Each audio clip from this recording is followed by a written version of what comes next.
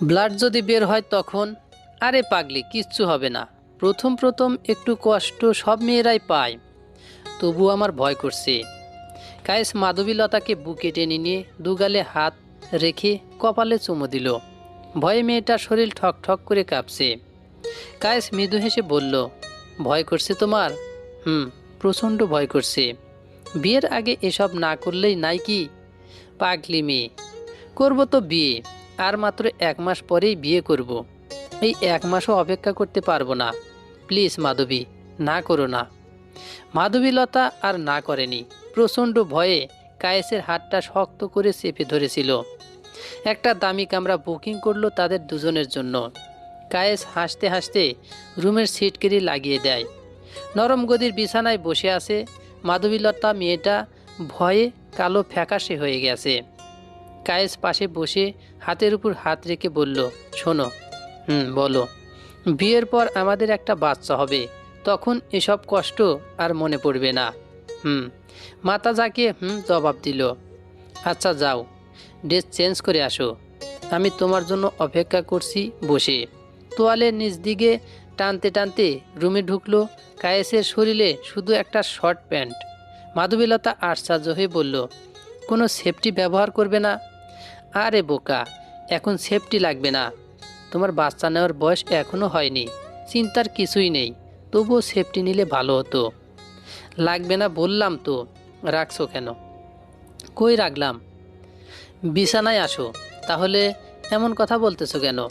মাঝরাতে মাধবীলতার তোয়ালে বুকে জড়িয়ে গোসল করতে চলে গেল। গোসল করতে করতে ভাবছিল, বিয়ের আগেই কি এসব করা ঠিক হলো? না না, কায়েস তো আমার ভবিষ্যৎ স্বামী হবে। কায়েসের অধিকার আছে আমার শরীরে। চুলগুলো মাথা নিচু করে মুছতে মুছতে কায়েসের দিকে তাকালো। ছেলেটা ঘুমন্ত অবস্থায় কত সুন্দর নিষ্পাপ লাগছে। কিন্তু কিছুক্ষণ আগে এই ছেলেটাই আমাকে জানোয়ারের খুপলে খাচ্ছিল। ভালোবাসলে কেউ এরকম ভাবে তার গার্লফ্রেন্ডকে ব্যবহার করে কিনা জানি না, তবে তার চোখে নিজেকে খুঁজে পায়। ধর্ষণ করলে নাকি উপভোগ করলো, বোঝা কঠিন। আয়নার সামনে দাঁড়িয়ে নিজেকে বিশ্বাস হচ্ছিল না কিছুক্ষণ আগে বয়ফ্রেন্ড তাকে কি ক্ষতি করেছে। ঠোঁটটা কামড়ে রক্তারক্তি অবস্থা করে দিছে। গালেও দাঁত দিয়ে কামড়ের দাগ পড়ে গেছে। বিছানার কোণে বসে কায়েসকে ধাক্কা দিয়ে ডাকার চেষ্টা করছে। ঘুমের ঘরে কায়েস বিরক্তি নিয়ে বলল, কি হয়েছে? নিজেও ঘুমাবে না, অন্যকেও ঘুমাতে দিচ্ছ না? আমার বাসায় যেতে হবে। আম্মু আব্বু চিন্তা করছে হয়তো। একদিন বাসায় না গেলে কিছুই হবে না। আসো, ঘুমাও না। কায়েস, আমার সারা শরীর প্রচণ্ড ব্যথা করছে। চলো না, একটু আমাকে বাসা পর্যন্ত এগিয়ে দিয়ে আসবে। বসো, আমি শার্ট প্যান্ট পরে রেডি হয়ে আসতেছি। বিরক্তির চেহারা নিয়ে কায়েস বের হলো। রাস্তা দিয়ে খুঁড়িয়ে খুঁড়িয়ে হেঁটে যাচ্ছে মাধবীলতা। কায়েস রাগ দেখিয়ে বলল, অভিনয় করে হাঁটতে হবে না, স্বাভাবিকভাবে হেঁটে চলো।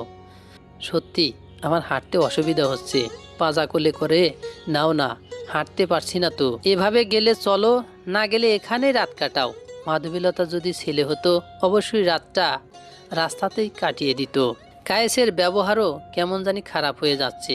প্রথম রুম ডেটেই যদি আগ্রহ কমে যায়, তাহলে আমার চরিত্রের কালো দাগ কোনো দিনও মেশাতে পারবো না। বাসার কাছে আসতেই কোনো কিছু না বলে সিগারেট ধরিয়ে টানতে টানতে চলে যাচ্ছে কায়েস। কায়েসের এমন ব্যবহারে মাধবীলতা অন্যমনস্ক হতে লাগলো।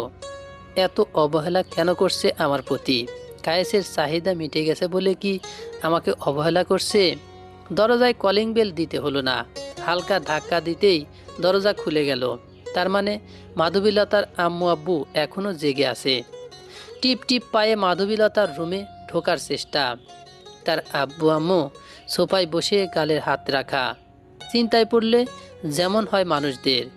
না দেখার ভান করে মাধবীলতা সিঁড়ি বেয়ে উপরের রুমে চলে যাচ্ছিল।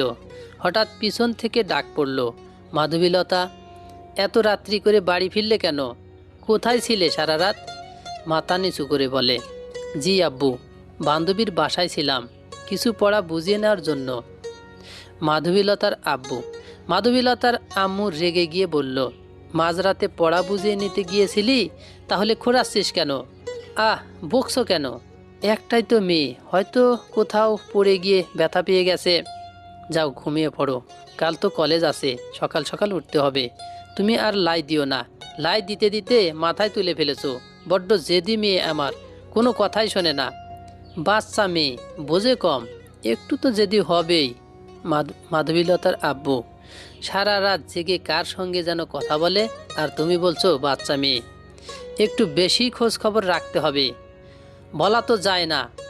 মাধবীলতার আম্মু হয়তো বান্ধবীদের সাথে কথা বলে, আমাদের মেয়ে মোটেও এরকম নয়, বুঝলে। মাধবীলতার আম্মু একদিন ঠিকই এর ফল ভোগ করতে হবে। মাধবীলতার আম্মু অন্য রাতের মতোই ঘুমিয়ে পড়ল। এদিকে মাধবীলতার দু চোখে একটু ঘুম ধরছে না। একবার এপাশ আবার ওপাশ ফিরছে নরম বালিশে মাথা রেখে। শরীরে ব্যথা, সাথে কায়েসের আচরণ নিয়ে চিন্তায় বিভোর মেয়েটা। বারবার মনে একই প্রশ্ন উঁকি দিচ্ছে, কায়েস আমাকে বিয়ে করার স্বপ্ন দেখিয়ে ভোগ করছে না তো? পরের দিন ব্যথা শরীর নিয়ে কলেজ করতে যায়নি মাধবীলতা। সারাটা দিন নাভির নিচে ব্যথা অনুভব করে। দিনের পর দিন কেটে যাচ্ছে। বাড়ছে কায়েসের শারীরিক ক্ষুধা। প্রতিনিয়ত রুম ডেটের অফার, যা মাধবীলতা একদমই পছন্দ করে না। সপ্তাহে 2-3 বার করে রুম ডেট। ভালোবাসার বদলে মনে হয় যেন ধর্ষণ করছে। একদিন প্রশ্ন করল, মাধবী, কি ভাবছো? 1 মাস হয়ে গেল, কিন্তু তুমি এখনো বিয়ে করতে চাচ্ছ না আমাকে? শুধুই কি দেহের লোভ তোমার? চাকরি পেলেই বিয়ে করব, এ নিয়ে তোমার চিন্তা করতে হবে না। তুমি শুধু আমাকে একটু আদরের স্পর্শ দিও, তাতেই চলবে। আদর নাকি দেহ ভোগ করার কথা বলছো? সাহস নিয়ে কথাটা বলেই দিল, তোমার দিব্যি, আমি তোমাকেই বিয়ে করব। শুধু চাকরিটা পেতে দাও, তারপর দেখবে তোমাকে রাজরানী করে রাখবো। আমার দিব্যি কাটতে হবে না। এমন কোনো সময় নেই যে নিজের জন্য আমাকে ব্যবহার করনি। পিরিয়ড চলাকালীনও আমাকে তুমি নরপশুর মতো ভোগ করেছো, কিছুই বলিনি, কারণ তোমাকে ভালোবাসি। আমার চোখের জলেরও কোনো মূল্য নেই তোমার কাছে। ভালোবাসায় তো একটু একটু হবেই। বারবার ভালোবাসার দোহাই দিয়ে ছেলেটা মাধবীলতাকে বিয়ের নামে করে ধর্ষণ করে যাচ্ছে। এখন আর মাধবীলতাকে মেসেজ অথবা ফোন দেওয়ার গুরুত্ব মনে করে না। প্রতিদিন যদি একই খাবার বারবার দেওয়া হয়, তাহলে সেটার প্রতি ঘৃণা ধরে যায়। তেমনি মাধবীলতার প্রতিও কায়েসের ঘৃণা ধরে গেছে। কিছুদিন আগেই তার জন্মবার্ষিকী গেল। সেদিন রাতে 4টা পর্যন্ত জেগে থেকেও কোনো মেসেজ ফোন পায়নি। মেসেজ ফোন করার থেকেও বড় কিছু আশা করেছিল, যা করলে মাধবীলতার আশ্চর্য হয়ে যাবে। বাধ্য হয়ে নিজে থেকেই ফোন দিলে। ওপাশ থেকে নরম কণ্ঠে ভেসে আসলো, কাঙ্ক্ষিত নাম্বারটি এখন পর্যন্ত ব্যস্ত আছে। বালিশ চাপা শব্দহীন কান্না, আর কিছুক্ষণ পরেই ফোন অন করে দেখা কোনো মেসেজ আসলো কিনা। কাঁদতে কাঁদতেই ঘুমিয়ে যায় মেয়েটা। মাধবীলতা ভোর সকালে উঠে যখন আয়নার সামনে দাঁড়িয়ে দাঁত দেখতে দেখতে ব্রাশ করছিল, হঠাৎ করেই বমি বমি ভাব অনুভব হলো। হালকা মাথা ঝিমুচ্ছে। মনের ভেতর অজানা আতঙ্কের একটা ভয় কাজ করছে। কায়েস বলেছিল এই বয়সে বাচ্চা হবে না, কিন্তু এমন কেমন লাগছে, যেন পেটের ভিতর কেউ আসতেছে। মিথ্যা বলল না তো? মাধবীলতার আম্মুর রুমে হয়রানের মতো খুঁজতে লাগলো। পিলের পাতা পেয়ে ওড়নার নিচে লুকিয়ে এনে পানি দিয়ে সব কয়টা খেয়ে ফেলল। দিন দিন মাধবীলতার শরীর আরও গুরুতরভাবে অসুস্থ হতে লাগলো। দিনের অর্ধেক সময় বাসাতেই থাকার চেষ্টা করে, কারণ মাঝে মাঝেই সেন্স হারিয়ে যায়।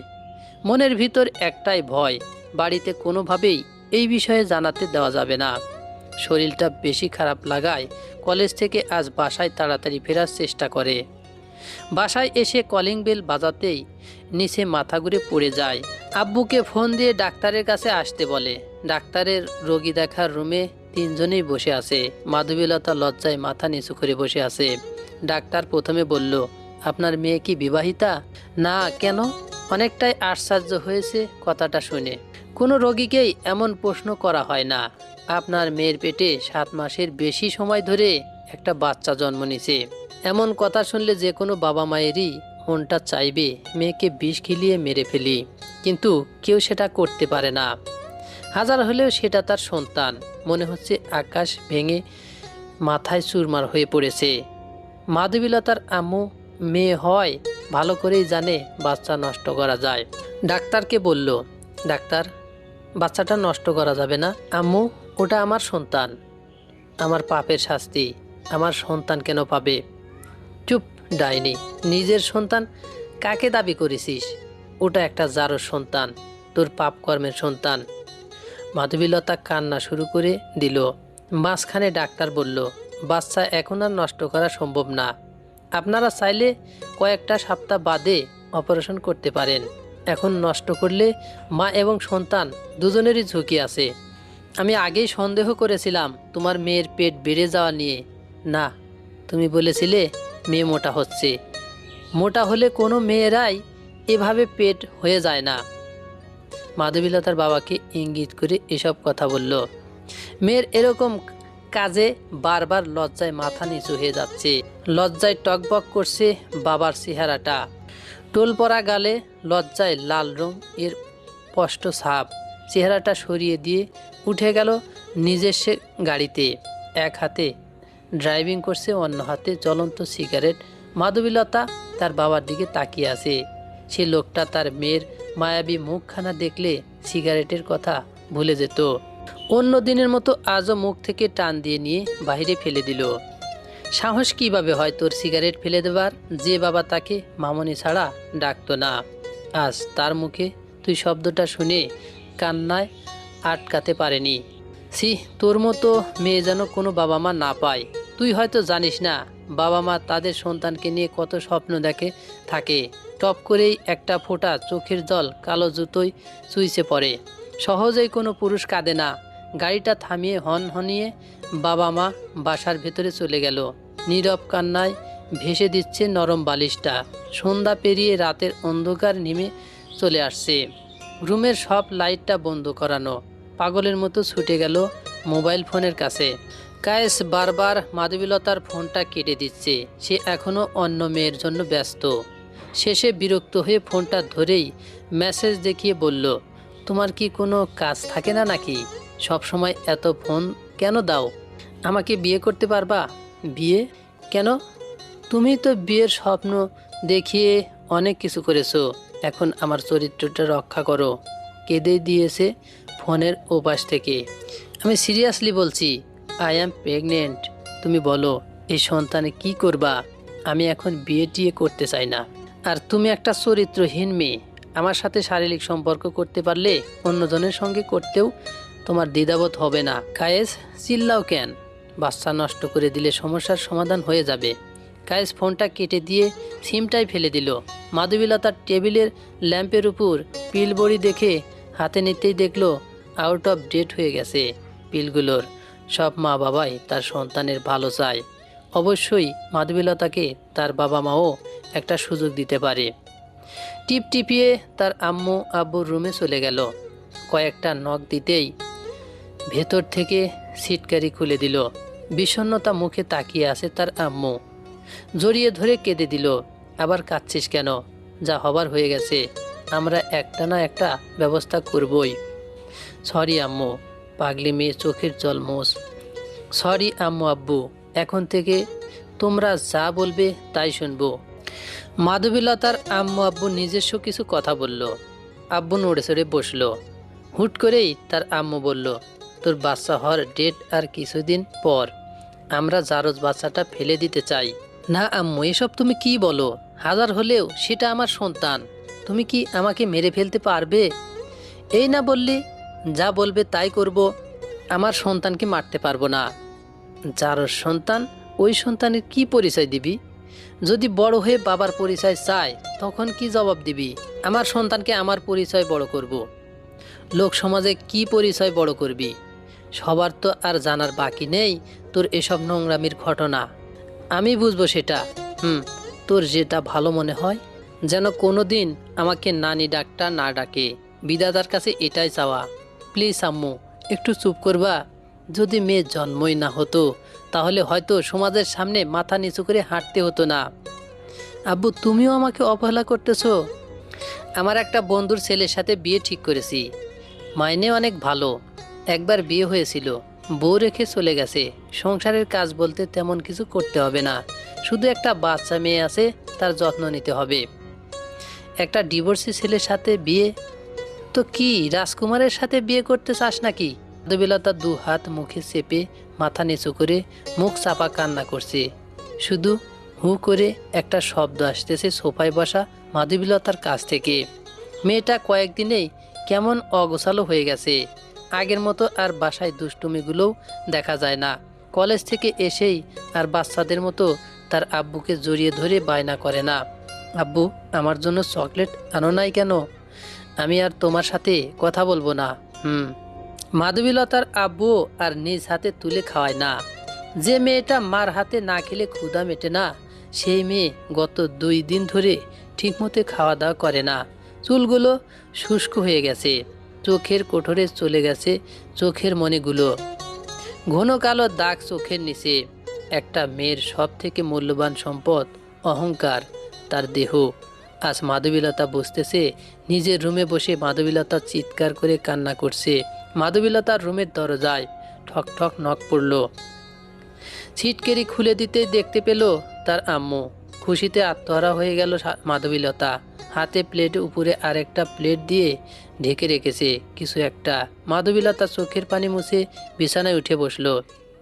তার আর সহ্য হচ্ছে না, কখন তার আম্মু খাইয়ে দেবে সে আশায়।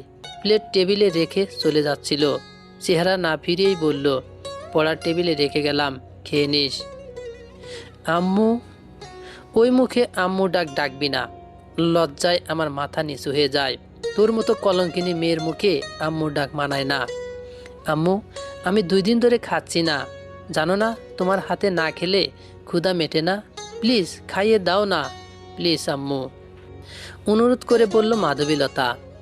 তোকে খাইয়ে দিতে ইচ্ছে করে না, এখন বড় হয়ে গেছিস, কলেজে পড়িস, আবার রুম ডেটও যাস, এখন কি আর ছোট আছিস যে খাইয়ে দিতে হবে? সরি আম্মু, এমন ভুল আর হবে না। কিছু ভুলের কখনোই মেনে নেওয়া যায় না, বড় বড় ভুল সরি বলেই সমাধান করা যায় না। মুখে আঁচল চেপে কান্না করতে করতে চলে গেল।